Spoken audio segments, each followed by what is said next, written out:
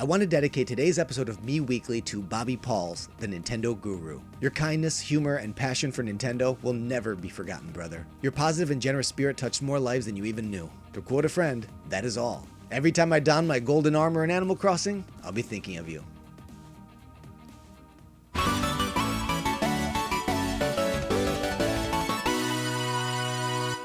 Hey there everybody, welcome to another edition of Mii Weekly, this time for March 5th, 2021. I'm Hero TJ, coming at you from Taipei, Taiwan. Let's jump right in. Yesterday, Nintendo of America treated us to another Mr. Sakurai Presents, highlighting the latest character release, Pyra and Mythra. As with every previous Mr. Sakurai Presents, Smash Bros. Series director Masahiro Sakurai took us on a tour of the latest update, mostly focusing on the playstyle of the new character, well, two new characters, kind of, and also to reveal the release date, which is now. They're out now. So if you already purchased the Fighter's Pass, then simply update to make sure you're running on the most current version of the game. If you haven't purchased Fighter Pass, then the Pyra and Mythra pair are available in the eShop right now. Mr. Sakurai goes into great detail showcasing the differences between Pyra and Mythra. I'm not going to attempt to detail that for you. I think the best way to appreciate the nuances is, of course, to watch Mr. Sakurai's presentation, but I will break it down in some broad terms. You can begin the battle as either Pyra or Mythra and swap between them at your discretion throughout the battle. Pyra has a much heavier emphasis on power, and Mythra's focused on speed. I did have a chance to try these characters out, playing through their classic mode called Shared Destinies, which thematically is one of the more enjoyable classic runs. You guys who know me know I'm not a Xenoblade Chronicles 2 player. I'm not a Xenoblade Chronicles anything player, so I haven't had the opportunity to develop any kind of impression of Pyra and Mythra outside of what I experienced in Smash, but I will say Pyra lends herself pretty well to my style, and I actually had a lot of fun playing as her. She's pretty easy for me to pick up and understand. Mythra's not bad. She is definitely noticeably a lot faster, but I did find some of her special moves to be a little too erratic for me to keep track of her. I can definitely see a lot of potential for this character, for high-level players with much more skill than myself. As with every other DLC fighter, there's a new spirit board. What's interesting about this one is half of the spirits were already in the game. As Mr. Sakurai did point out, there are some spoilers for people who haven't yet played Xenoblade Chronicles 2 and are trying to avoid being spoiled. Also interestingly, Pyra and Mythra were both already featured in Super Smash Bros. Ultimate as spirits, but neither of their spirits are on the spirit board. They did, however, both get new fighter spirits. We also got some new Mii Fighter costumes revealed, most of which are based on the Monster Hunter series, and most of which are returning from Super Smash Bros. For Wii U and 3DS. All of the Mii Fighter costumes are not included in the Fighter's Pass, by the way. They're available as separate purchases for 75 cents each. The Rathalos mail and helm, based on the Rathalos gear from Monster Hunter, make a return. Both the male and female version are included together. There's also the Hunter's mail and helm for the Mii Sword Fighter based on Hunter gear from Monster Hunter. Again, there are male and female styles, and again, these make a return from Smash 4. And the final Monster Hunter inspired Mii costume is a feline hat, and in my humble opinion, this is probably the stupidest looking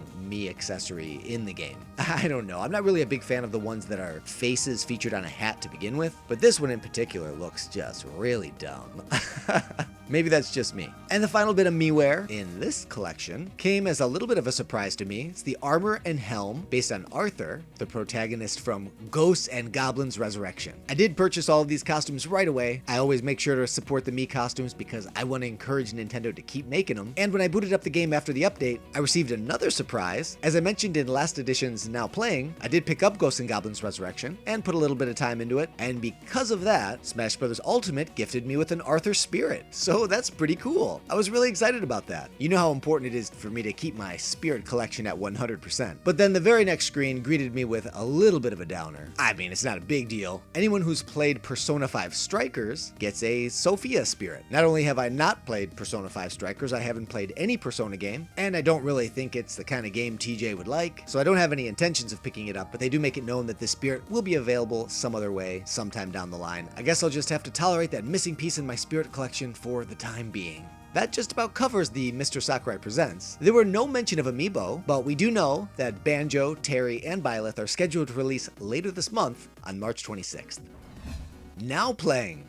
I'm continuing to needle away a little bit at Super Mario Bros. 3D World. Since I'm playing it with my kids, we lose lives 4 at a time, so we keep having to go back to the second stage of the game and replenish our 1-up supply. And I'm sure you've probably already seen this little 1-up trick before, but did you know you could do it 2 at a time? That was my daughter's idea. Worked like a charm. Most of my game time this week went to Animal Crossing New Horizons, courtesy of the Mario update. I've really fallen off the Animal Crossing wagon. Don't get me wrong, I loved the game when it first came out and I played it pretty diligently for the first couple months, but then I just kind of ran out of stuff that was fun for me to do, and none of the subsequent updates really had anything that interested me much. I was really waiting for something like this Mario update, and I'm happy to say it has really pulled me back into the game, not just to collect all of these various items, but it's also kind of reinvigorated my interest in terraforming my island, catching bugs and fish that I've missed out on. It's a good old relaxing time, and my kids are getting in on the act too. You can only order 5 items a day, and I think I've just about gotten them all, but I'm having fun and I have every intention of investing more time in my island over the coming weeks. Welcome to Joys and Cons with me, Hero TJ, and Dark TJ. In honor of this title's 4th anniversary, this week's edition of Joys and Cons will feature The Legend of Zelda: Breath of the Wild. As a series, Zelda is known for grand-scale adventures, and Breath of the Wild is no exception, showcasing a vast open world where the player is free to explore it all. Not only does Breath of the Wild break from convention, it's also a return to form, rekindling the emphasis on exploration from the first Legend of Zelda on the NES, as well as the ability to jump, rarely seen since Zelda 2. Plus, you can climb pretty much everything.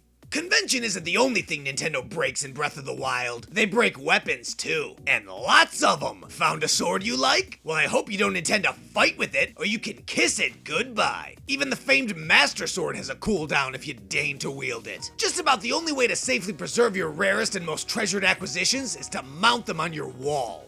The combat in Breath of the Wild is a series best! In addition to an expanded arsenal, the physics-based world allows Link to approach combat in a wide variety of ways, from stealthily sneaking up on enemies to facing foes head-on. The smooth feel and array of options makes enemy encounters one of the greatest highlights in Hyrule. Yeah, combat's cool, but the bosses are awfully samey. Emphasis on awful. For a series celebrated for their unique, creative, and engaging boss battles, Breath of the Wild reaches a new low. Let's see, you can face this Malice Ganon, or this Malice Ganon, this Malice Ganon, or this Malice Ganon. At least the final boss is original. Wait, nope, just another samey Malice Ganon. And one more. Come to think of it, all the dungeons are samey too. And the shrines. How about next time we get a little variety in here, huh? You know I can't resist me some good amiibo support, and in that regard, Breath of the Wild not only shines, it's the best in class! You can scan Zelda series amiibo to receive weapons, materials, and other goodies, including exclusive outfits. But the single greatest use of amiibo is without a doubt Wolf Link, who can be powered up in Twilight Princess HD for the Wii U, and summoned to lend a helping paw in Breath of the Wild. Whether it be sniffing out shrines or aiding in battle, with the Wolf Link amiibo, Link need not go alone. Breath of the Wild isn't the first title in the series to include obnoxious or overly wrought collectibles, but it is by far the most egregious. There's these things called Koroks, scattered throughout all of Hyrule, and if you find one, they reward you with a seed. Thing is, there's 900 of them. So if you're insane enough to take up the charge and collect all 900 seeds, like I did, the game rewards you with Hestu's gift, a literal piece of This has been another edition of Joys and Cons featuring me, Hero TJ, and Dark TJ. This episode's Spirit of the Week comes from Markshadow 02. We're looking at number 958, Riki, from the Xenoblade series. This character first appeared in Xenoblade Chronicles. Riki is a Nopon? I hope I'm saying that right. It's a tough one for me. No pun intended. Eh? In Xenoblade Chronicles, Riki's one of the characters who can join Shulk's party. According to Riki's trophy from Smash 4, he hails from Frontier Village, and despite appearances, he's the current legendary hero pawn, whatever that is, and is actually a middle-aged father of 11. In addition to being featured as a spirit in Smash Ultimate, Riki also makes an appearance as an assist trophy and joins in Shulk's final Smash. Riki is one of a handful of master spirits who runs a dojo facility where you can send other spirits you've collected to train in the Strategist style. Training at this dojo increases special move power, but decreases the power of attacks, throws, and items. Thanks to Markshadow02 for the suggestion. If there's a particular spirit you'd like to see featured as the Spirit of the Week, leave your suggestion in the comment section below, and if yours is selected, you'll be recognized in the episode with an on-screen credit just like Markshadow02. Now it's time to sound off. If you include Piranha Plant and the first Fighters Pass, Super Smash Bros. Ultimate has already received 10 DLC fighters, and Fighters Pass 2 has only 2 spots left. Like many of you, I think it's super fun to speculate and try to guess what characters are going to make the cut. I did release a Fighters Pass prediction video some time ago, and while my record isn't too hot, I did manage to predict a few correctly. I did guess Byleth, Min Min, and Pyra, probably the 3 most obvious to be honest. And now that we are down to our final 2, I find myself reflecting back to see if I still stand by my previous predictions. And while a few of them are definitely counted out, I do have a couple left that I think are rather likely. The first one being Crash Bandicoot. Not only do I think he'd be awesome in the game, I think he's rather likely. I could be way off base on this, but he's got a game coming out for Switch relatively soon. He's iconic. We don't have any kind of anthropomorphic animals in Fighters Pass 2 yet. He's this zany, colorful, cartoony guy with a long legacy in gaming, who's primarily associated with a PlayStation. So I think he really brings a lot to the table. And then for that final pass, while I was starting to doubt it, I'm thinking maybe I was on the right track. I know you guys don't want to hear this, but I think that last spot might be another Pokemon. I did originally think it would be the final evolution form of a grass-type starter. I was pretty non-committal about it in the beginning, but then I started to think it would probably be Rillaboom. Now I'm thinking it might actually be Decidueye. Now I know you're thinking it would probably be strange to have another Generation 7 final evolution form, but last week we had the reveal of Pokemon Legends Arceus, where Rowlet is actually featured as one of the starters. And that's scheduled to release in early 2022, probably not that long after the final Fighters Pass character is revealed. So if pressed to pick, for these final 2, I'm gonna stick to my guns and go with Crash Bandicoot and a final evolution form grass starter. But obviously these aren't the only characters on the table, and Mr. Sakurai has a history of pulling off some pretty epic surprises. So those are my thoughts, but I want to know what you think. Let me know in the comment section below your predictions for the final 2 spots in the Super Smash Bros. Fighters Pass. And that wraps up another edition of Mii Weekly. I really appreciate you stopping by. Same time next week? What do you say? I hope to see you here back again. I always end my videos by thanking you for playing, but today I want to honor my friend the Nintendo Guru by borrowing his signature phrase. This one's for you, Bobby. That is all.